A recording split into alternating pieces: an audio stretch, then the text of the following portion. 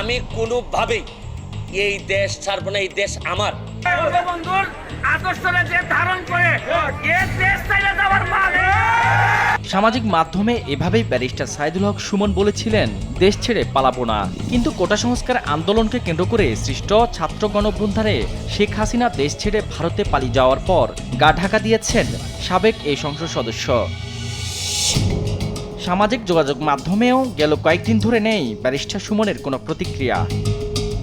শেখ হাসিনা দেশ ছাড়ার পর সংকট দেখে সুমন ভয়ে কোটা আন্দোলনে নেতৃত্ব দেয়া তার এক অনুসারীর বাসায় গিয়ে নিরাপদ আশ্রয় নিয়েছেন বলে গুঞ্জন উঠেছে।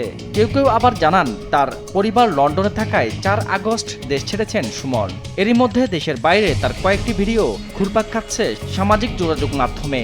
আমার জীবনে অনেকগুলো ভুল সিদ্ধান্ত, ভুল কাজ আছে আমার জীবনে। আমি মানুষ হিসেবে অনেক ভুল।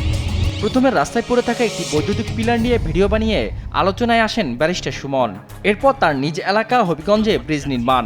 আমি ব্রিজটা উদ্বোধন বড় কথা না, যে কথাটা আমি বলতে চাই যে এই উত্তরাতে গিয়ে বোট ক্লাবে গিয়ে যে পরিমাণ টাকা এক রাতে খরচ হয়, এই রাতের টাকা দিয়ে চাইলে আপনি আপনার এলাকায় একটা ব্রিজ বানাইতে পারেন।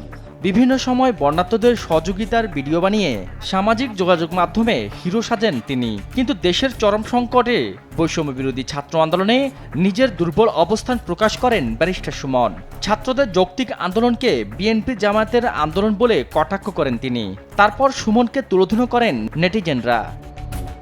মূলত মানুষের দুর্বলতাকে চিহ্নিত করেই নীতি কথা বলা ব্যারিস্টার সুমন সংসদ সদস্য হলেও বাস্তবে এলাকার কোনো উন্নয়ন কর্মকাণ্ডেই সম্পৃক্ত ছিলেন না। বন্যার সময় মানুষের থেকে চাঁদা নিয়ে বেশিরভাগই নিজের পকেটে ঢুকিয়েছেন বলেও অভিযোগ আছে তার বিরুদ্ধে। এমপি হওয়ার খায়েশ থেকেই সামাজিক যোগাযোগ মাধ্যম নির্ভর বিভিন্ন কর্মকাণ্ড দেখান ব্যারিস্টার সুমন। দেখেন, গ্রামীণ রাস্তা এই প্রকল্পের আওতায় মাহবুব আলী মাননীয় এমপি এটা উনি উদ্বোধন করছেন। উদ্বোধন করে দেখেন এই ব্রিজের টাকা কত লাগছে আপনাদেরকে দেখাইতে চাই। এইটাই মজার জিনিস। এই ব্রিজ করতে গিয়া খরচ পড়ছে, দেখেন খরচ পড়ছে নির্মাণ ব্যয়, ভালো করে দেখা ওইটা নির্মাণ ব্যয় ৭১,৯০,৪৫৩। এদিকে বাংলাদেশের এক বৃহৎ শিল্প প্রতিষ্ঠান থেকে নিউ ইয়র্কে একটি ফ্ল্যাট পেয়েছেন বলে অভিযোগ আছে সুমনের বিরুদ্ধে। কালোকে সাদা বানানোর জন্য মোটা অঙ্কের টাকা নিয়ে মামলা লড়তেন এমন কথাও শোনা যায় আদালত পাড়ায়। দুর্নীতির বিরুদ্ধে বড় বড় কথা বললেও আওয়ামী লীগ সরকারের আমলে লুটপাট নিয়ে একেবারেই নীরব ছিলেন ব্যারিস্টার সুমন।